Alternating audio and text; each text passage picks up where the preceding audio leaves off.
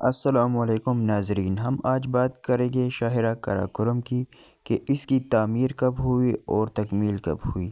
تو شاہراہ قراقرم کی تعمیر جو ہے آغاز 1966 میں ہوا تھا اور تکمیل جو ہے 1978 میں ہوئی۔ شاہراہ قراقرم کی کل لمبائی 1300 کلومیٹر ہے، جس کا 887 کلومیٹر حصہ پاکستان میں اور 413 کلومیٹر چین میں ہے۔ یہ شاہراہ پاکستان میں حسن ابدال سے شروع ہوتی ہے اور ہری پور، ہزارہ، ایبٹ آباد سے لے کر چین تک جو ہے چین کے علاقے تک کاشی نگر کے مقام تک جاتی ہے۔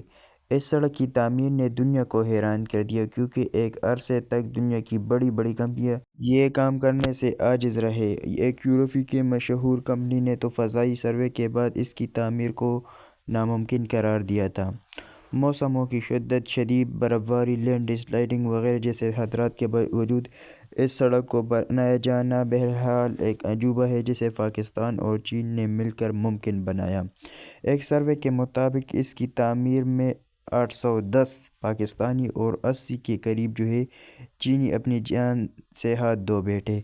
رپورٹ کے مطابق شاہراہ قراقرم کی سخت اور پتھریلے سینے کو چیرنے کے لیے 8,000 ٹن ڈائنامائٹ استعمال کیا گیا اور اس کی تکمیل تک 30 ملین کیوبک میٹر سنگلا پہاڑوں کو کاٹا گیا۔ یہ شاہراہ کیا ہے؟ بس عجوبہ ہی عجوبہ، کہے دلکش تو کہے پراسرار، کہے پرسکون تو کہے بلکاتی شور مچاتی، کہے سوال کرتی ہے تو کہے جواب دیتی ہے۔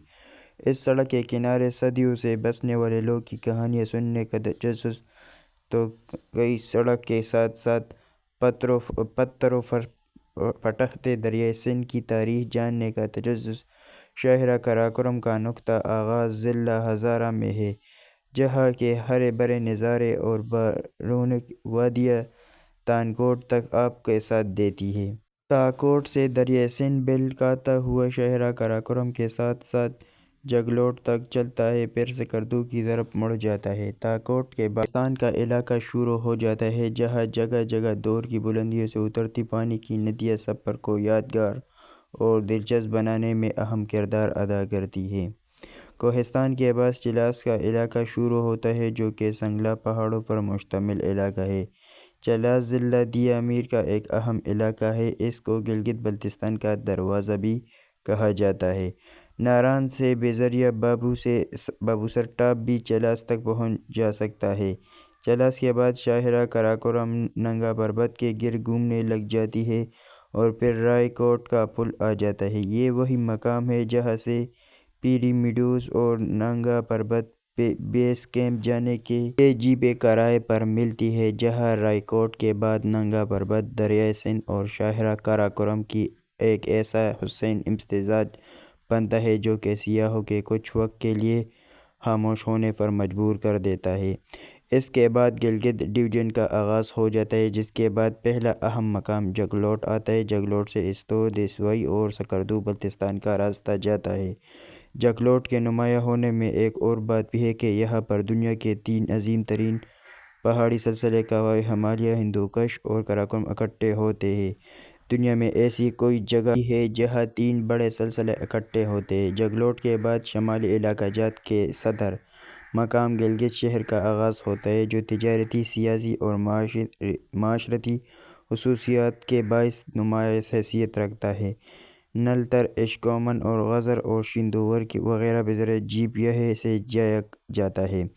گلگت سے آگے نگر کا علاقہ شروع ہوتا ہے، جس کی پہچان راکھاپوشی چوٹی ہے۔ آپ کو اس خوبصورت تیوکل چوٹی کا نظارہ شاہراہ قراقرم پر جگہ جگہ دیکھنے کو ملے گا۔ نگر اور ہنزا شاہراہ قراقرم کے دونوں اطراف میں آباد ہیں۔ یہاں پر آ کر شاہراہ قراقرم کا حسن اپنے پورے جوبن پر ہوتا ہے۔ میرا نہیں خیال کہ شاہراہ قراقرم کے اس مقام پر پہنچ کر کوئی سیاح حیرت سے اپنی انگلیاں دانتوں میں نہ دباتا ہو۔ پاسو کونز اس بات کی بہترین مثال ہے۔ ہنزا اور نگر کا علاقہ نہایت خوبصورتی کا حامل ہے۔ بلند چوٹیاں، گلیشیئرز، آبشار دریا اس کا علاقے کا حصہ ہے۔ اس علاقے کے راکھاپوشی، التر، وتورا، کنگیان کش، دستگیل سر اور فسو نمایاں پہاڑ ہیں۔ عطا آباد کے نام سے 21 کلومیٹر لمبائی رکھنے والی ایک مصنوعی لیکن انتہائی دلکش جھیل بھی ہے، جو کہ پہاڑ کے گرنے سے وجود میں آئی۔ سسک کے بعد شاہراہ قراقرم کا پاکستان میں آخری مقام ہنجراب پاس آتا ہے۔ سسک سے ہنجراب تک کا علاقہ بیاباں، دشوار پہاڑوں اور مسلسل چڑھائی پر مشتمل ہے۔ ہنجراب پاس پر شاہراہ قراقرم کی اونچائی 4693 میٹر ہے۔ اس بنا پر اس کو دنیا کی بلند ترین شاہراہ کہا جاتا ہے۔ ہنجراب میں دنیا کے منفرد جانور پائے جاتے ہیں، جس میں مارکو پولو بھیڑیے، برفانی چیتے، مارموٹ، ریچھ یاک، مارخور اور نیل گائے وغیرہ شامل ہیں۔ اس بنا پر ہنجراب کو نیشنل پارک کا درجہ مل گیا ہے۔ اس سڑک پر آپ کو سرسبز پہاڑوں کے ساتھ ساتھ پتھریلے و بنجر پہاڑی سلسلے اور دیوقامت برفانی چوٹیوں، دریاؤں کی بہتات، آبشاریں، چراگاہیں، گلیشیئر سمیت ہر طرح کے جغرافیائی نظارے دیکھنے کو ملتے ہیں۔ یہ قدرتی حسن کا بیش قیمت تحفہ خداوندی ہے، جو نہ صرف آپ کا سفر خوبصورت بناتے ہیں بلکہ آپ کے دل و دماغ پر گہرا اثر چھوڑتے ہیں۔ شاہراہ قراقرم محض ایک سڑک نہیں ہے، بلکہ یہ دنیا کا آرٹ و عجوبہ ہے۔ آپ خیبر پختونخوا کے متعلق اور تاریخی ہسٹری کے متعلق جتنی بھی آپ کو معلومات چاہیے تو آپ ہمیں کمنٹ سیکشن میں بتا سکتے ہیں۔ ہم آپ کو اس کی پوری کی پوری ڈیٹیل آپ کو دیں گے۔ اور اس کے علاوہ اگر آپ کو ویڈیو پسند آئی ہے تو ویڈیو کو ایک لائک ضرور دیں، اور چینل کو سبسکرائب نہیں کیے ہوئے تو چینل کو سبسکرائب کریں۔ آپ کو ہم خیبر پختونخوا اور پشتون بلکہ جتنے بھی مسائل ہے یا جتنی بھی خوبصورت جو بھی ہے معاشرتی سیاسی جو بھی باتیں ہیں وہ ہم آپ کو اس کے ساتھ شیئر کریں گے پوری ڈیٹیل کے ساتھ۔ تو دیجئے ہمیں اجازت، اور انشاءاللہ ملتے ہیں نیکسٹ ویڈیو میں۔ اللہ حافظ۔